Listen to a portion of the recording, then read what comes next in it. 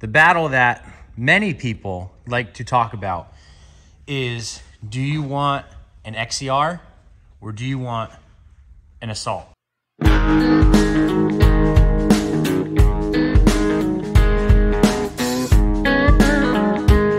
Before we get to today's video, I just wanted to touch on a couple of things. One, truck is getting loaded.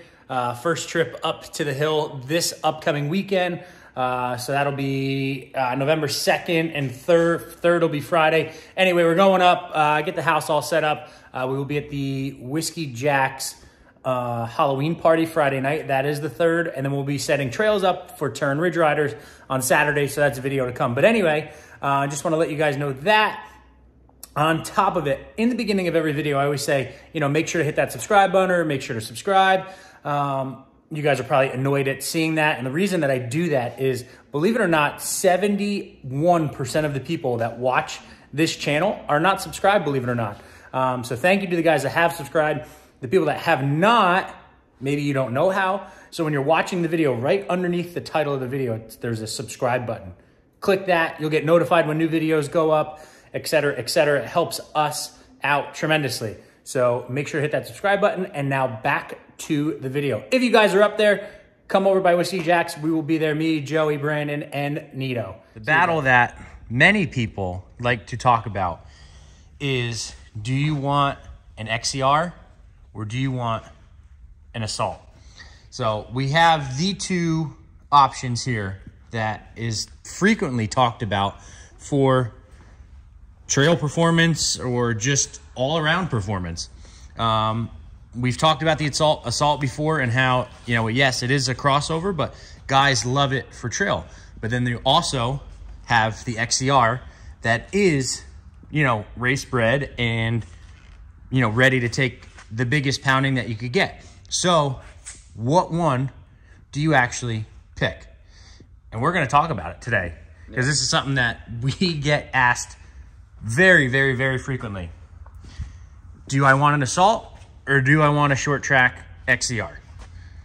And we're gonna just try and help a couple people here decide which one would best fit them.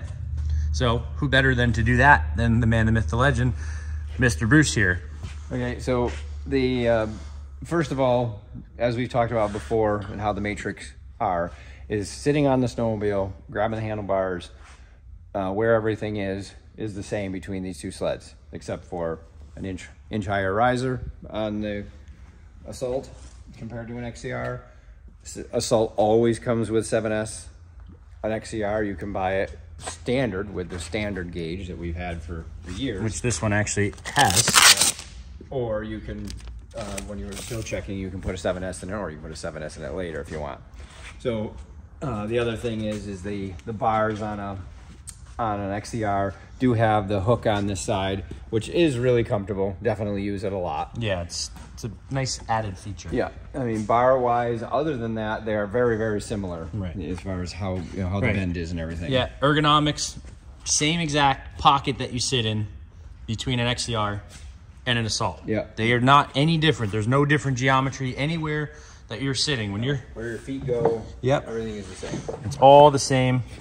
Again, where your feet go, where your knees go, it's all the same. Just a little bit taller bar. Yep. Riser, I should say. So then it comes down to obviously length. What do I want to do? XCR, we have the choice of 128 and 136. Assault is 146. That's what it is. So obviously the length thing is the first and foremost.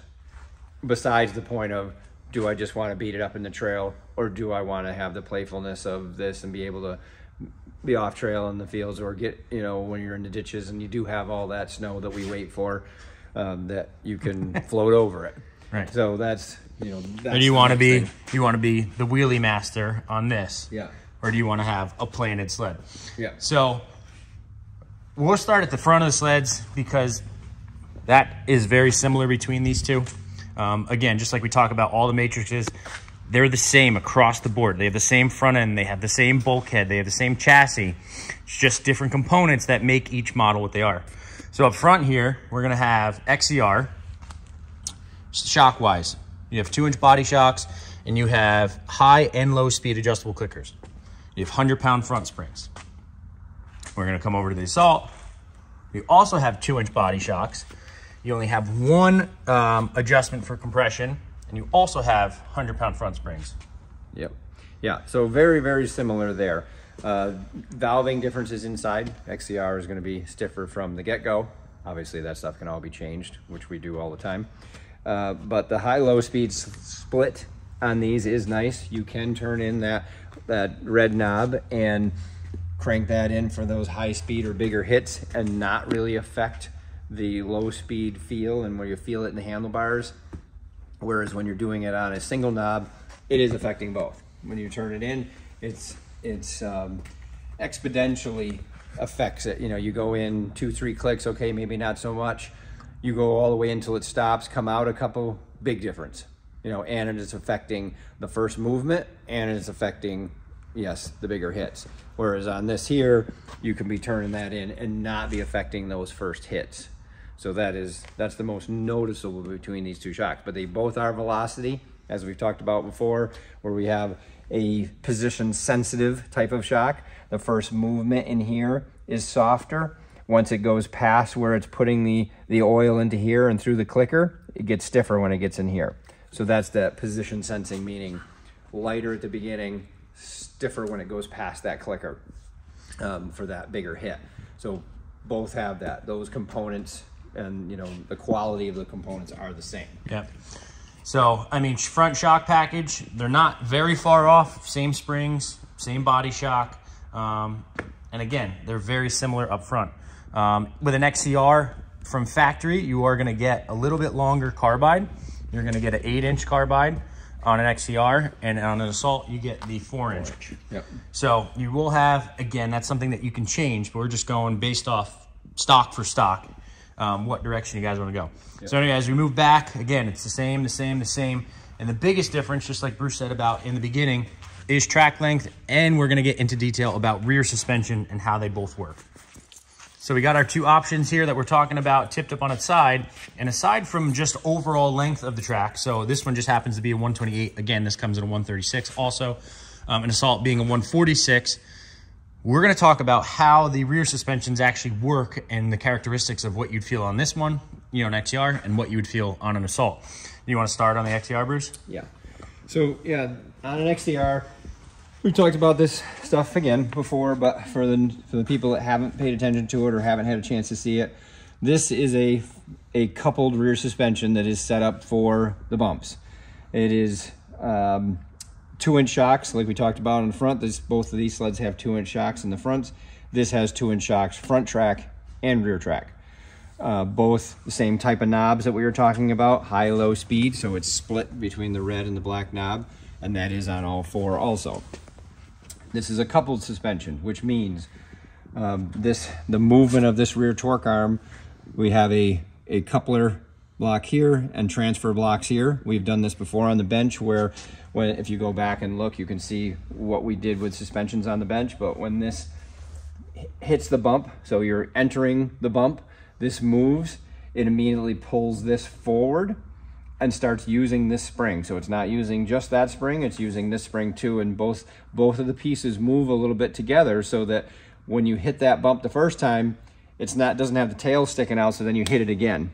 Okay, it pulls both things up so it kind of glides over that bump.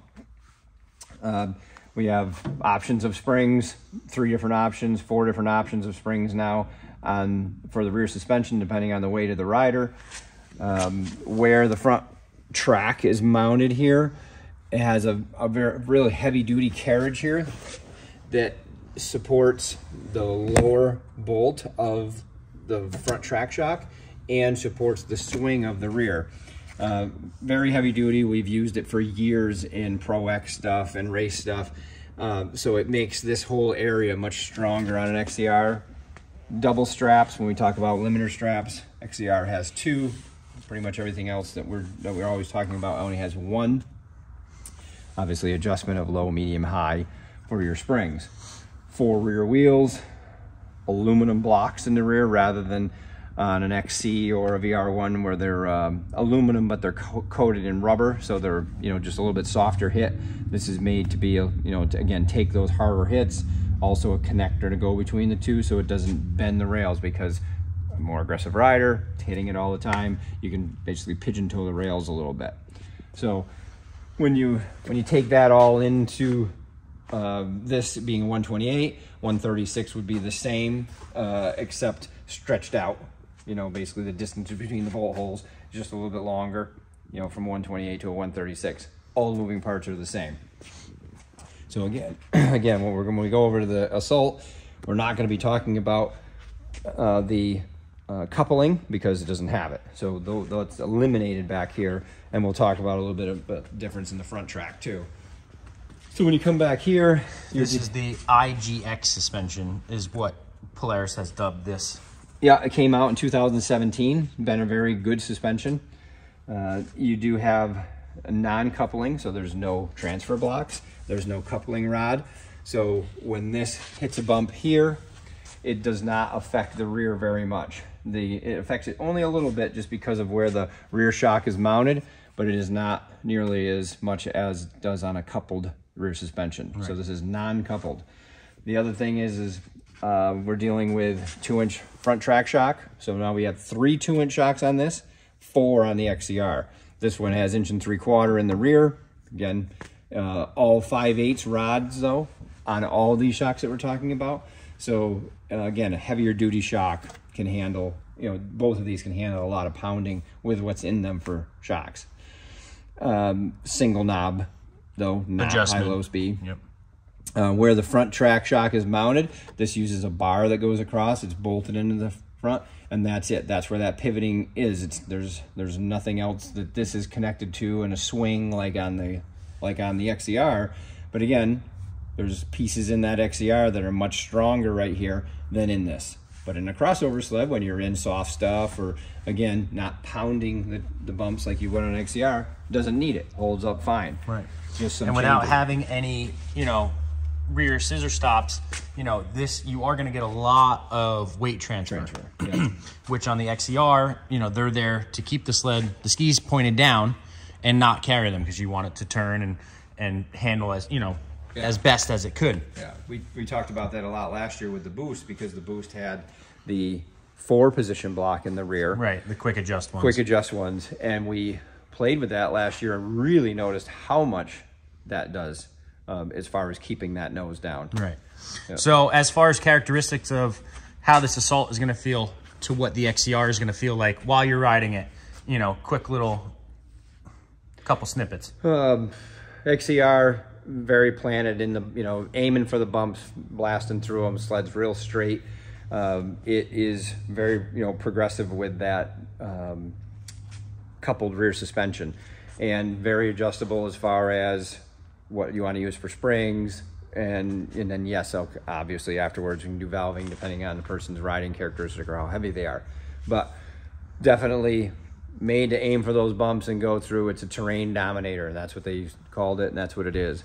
This here, if you want it to go through the trail and bumps like that, there's certain adjustments you need to make. If you want it so that you can go off in the sticks and be playing around in that, that's what this is already set up for, and you can just adjust a clicker to that. Mm-hmm. But as far as I'm going to go in the bumps like I am with that, no, you're not going to do that with that unless you make more adjustment to it.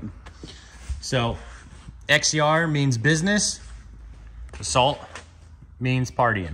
Yeah. So I hope that kind of clears the air, or helps someone make a decision if they were kind of torn between an XCR, a short track, and an Assault. They are very different animals, but it depends on, you know, what the rider wants out of their sled. Everyone wants something different. So hopefully this kind of points you in a direction, or at least gives you some background information on what each of them are like, and you could go ahead and make that decision. If you are looking to get one, you could call Southside Sales and Service, ask for Pete or Bruce. They have a bunch of options here available for you. But that's going to do it for this video, guys. Make sure to like, make sure to subscribe, and we'll see you guys in the next one.